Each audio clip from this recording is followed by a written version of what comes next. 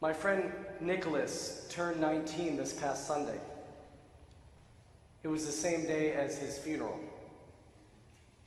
While riding a motorcycle with all the appropriate gear, including a helmet, and observing all the requisite driving laws and procedures, Nick was hit by a car whose driver was on her cell phone. The driver turned left into oncoming traffic and didn't see the young man and his bike. Nick was killed instantly. It was a terrible loss of a young person, tragic and totally random. Though he was supposed to have turned 19 this past Sunday, Nick is forever frozen in my mind as a little kid. I began my rabbinic career serving at Congregation Shaarey in Troy. At the time, 15 years ago, Nick was 4. I left Shaarey 11 years ago to come to Zedek. During those 4 years I served Shaarey, I came to know Nicky, as he was then called. I came to know Nicky as one of those little boys with a super cute smile and a very active personality. Especially with my guitar, Nicky often treated me the way a little kid treats a celebrity. He wanted to be close to me, but was too intimidated to be seen or acknowledged. When I would come up to him to say hi or to wish him a Shabbat Shalom, he would hide behind one of his parents while keeping his eyes locked on me with a smile that radiated from ear to ear. When I came to Zedek, I didn't keep in touch with Nicky's family. From time to time over the last decade, we ran into each other and got caught up. Though Nicky was forever frozen in my mind as an 8-year-old, I heard recently that he graduated high school and began attending Grand Valley State University.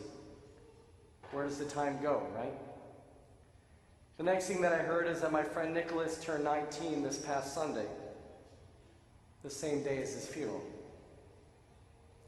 For most Americans, Nick is now one of the statistics. The 1.25 million people who die in our country every year from traffic deaths, amounting to more than 3,000 every day. But for his family, for his synagogue community, for his friends, and for me, the rabbi who welcomed him to religious school every Sunday, Nick will always be frozen in time for me as Nicky. Upon hearing the news of his passing, of the death of a friend of mine, I knew exactly what to do. I recited the traditional Hebrew phrase, Baruch Dayan Emet, blessed is the judge of truth. Rebecca and I attended a Shiva minyan. Then we did exactly what Nick's father told us to do at the Shiva. We went home and we hugged our kids. Nick and Nick's family have been on my mind all week. A life cut way too short, and a family forever changed. 31 other people were killed this past weekend too, in the tragic and seemingly random shootings in Dayton and El Paso. And we presume to know exactly what to do in those situations also. On social media or among friends and family, we blame the president or we defend the president. We blame the politicians for failing to enact new, sensible legislation, or we defend the rights of gun owners, the majority of whom behave responsibly within the law. We seek to find the shooters' motives, the extent of the abuses they suffered, or the depth of their racism. Our now pre-programmed responses to these random shootings, however, offers the victims' families no comfort. And for us, though it might feel good in the moment to vent our anger or to find someone to blame, we also find no comfort because we know another mass shooting is right around the corner. Though both the left and the right agree that gun violence is unacceptable, our efforts at solving the problem are by and large futile because our self-righteous responses to gun violence assume a certain level of omniscience on our part. We speak, each of us speaks, as if we have all the answers. And because no one is listening to our brilliance, we're starting to give up on trying to solve the problem. You probably also know that in Chicago this past weekend, another 7 people were shot dead and 46 injured in 2 separate instances of gun violence. Though many of those who were shot were innocent bystanders, for the most part we dismiss the deaths as primarily inner-city problems of gang warfare and narcotics battles. We also tend to ignore such violence because it feels less random. These types of killings, despite bystander injuries, tend to be targeted. We've already given up on trying to effect change in these situations. We've already accepted such violence as status quo. We offer no compassion because we cannot humanly handle the sadness that comes from the frequency of these incidents. As a society, we're quickly becoming numb to the violence that surrounds us, and as individuals, we feel, for the most part, helpless. As Genesis reminds us, the devisings of man's mind are evil from their youth. Nikki's tragic death has been on my mind all week, reshaping my own responses to the seemingly random violence that surrounds us. After all, on an individual level, when we personally suffer a loss or when someone we know loses a friend or a family member, we know exactly what to do. And when I heard of my friend Nikki's death, I knew exactly what I needed to do. To utter a prayer acknowledging my own finitude as compared to God's eternality and God's divine plan. I knew I needed to attend Shiva to try to comfort Nikki's family. And for me, well, I knew I needed to hug even more tightly my own children and to cherish every moment with those whom I love. That's what brings me comfort. When we personally suffer a loss or when someone we know loses a family member, we know exactly what to do in order to bring comfort to ourselves and to others. Though on the Hebrew calendar today is the 9th day of Av, because it is Shabbat, we begin the observance of the great day of sadness called Tisha B'Av at sunset tonight and continuing into tomorrow. It is a day of national mourning. Like Yom Kippur, Tisha B'Av traditionally requires a 24-hour fast. We refrain from wearing anything with leather, and we abstain from other pleasures as well. On Tisha B'Av, we remember our ancestors' lack of faith when 10 of 12 spies came back from scouting the land of Israel and reported that we were not strong enough to conquer the land. Additionally, although the exact dates of the destruction of each of the holy temples in Jerusalem are unknown, tradition dates the events to Tisha B'Av, and the rabbis established a cause of the destruction of the first temple to be idolatry, and the cause of the destruction of the second to be senseless hatred of one Jew against another. During the course of the centuries, many other tragedies clustered around this day, from the expulsions of the Jews from England and Spain to so many other tragedies. Tisha B'Av, therefore, is observed as a day of communal mourning. We chant from Eicha, the Book of Lamentations, and we remind ourselves of human weakness, fallibility, and powerlessness. It is a day of great humility and of recognizing our failures and inadequacies as individuals, as Jews, and as a society. I wonder that on this 9th day of Av, if we could admit the vast limitations of our current responses to the tragedies and suffering that surround us. Perhaps instead, we might try a different approach. Rather than words of attack or words of defense, perhaps we could try the acts of compassion inherent within the Jewish mourning process.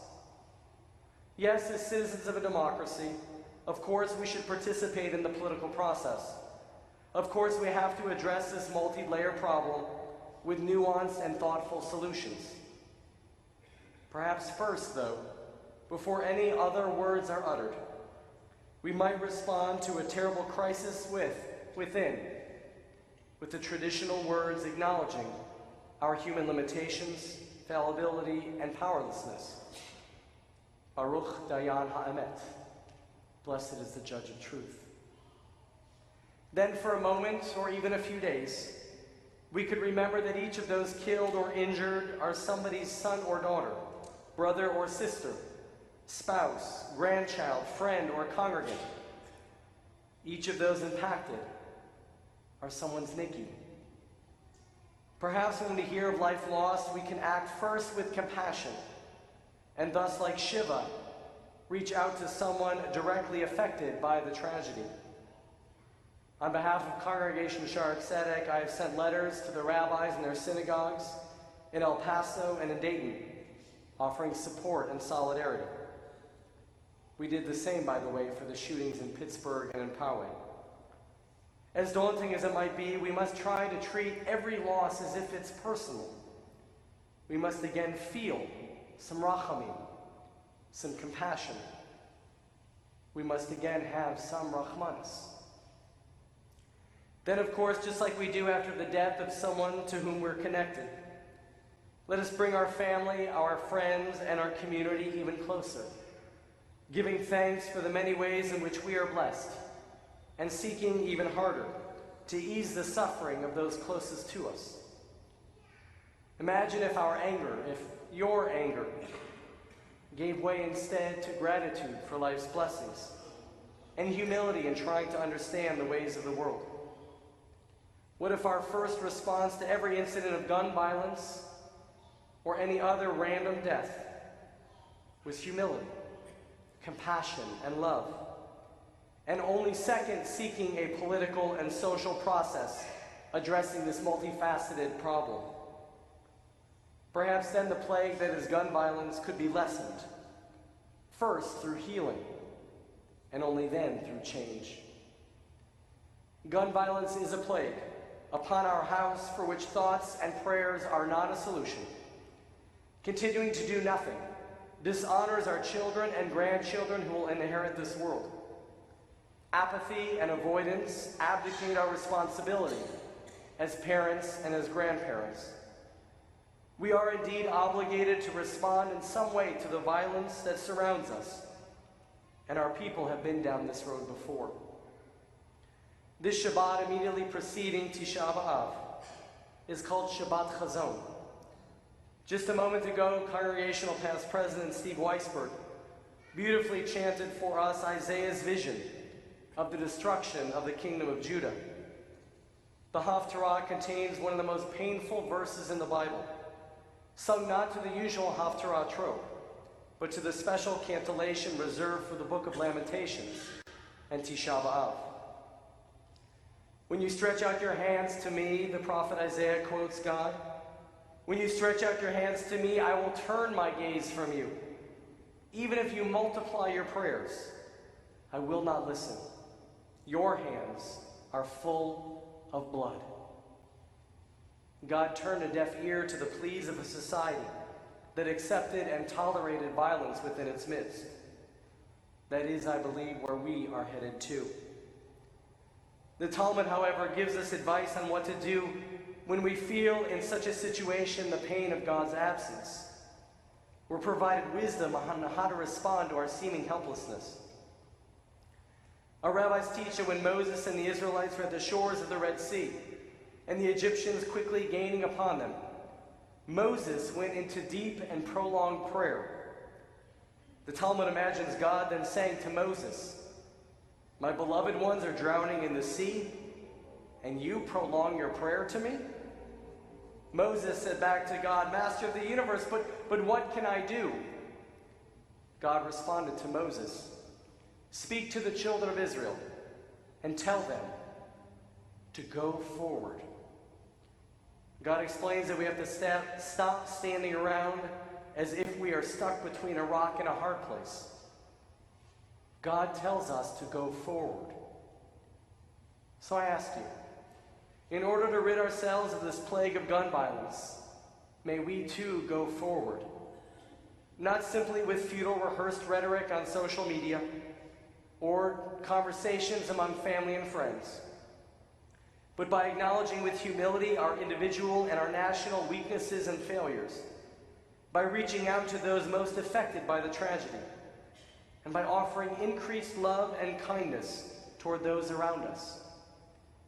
Whenever life is lost, because of old age, because of traffic deaths, or because of gun violence, Let us respond the way we Jews know best, the way we should, as if we were one of Nikki's friends, with humility, with compassion, and with love. Then and only then should we seek political solutions and societal improvements to the great ills that affect us, that will ensure that we carry this blood on our hands no longer. Adonai Oze Amo Yitain, Adonai Yavarechet Amo Vashalom. May God give us the strength to be humble, compassionate, caring, and wise. And may God bless us all with the tools and the desire to bring peace among our neighbors. And let us say together, Amen and Shabbat Shalom.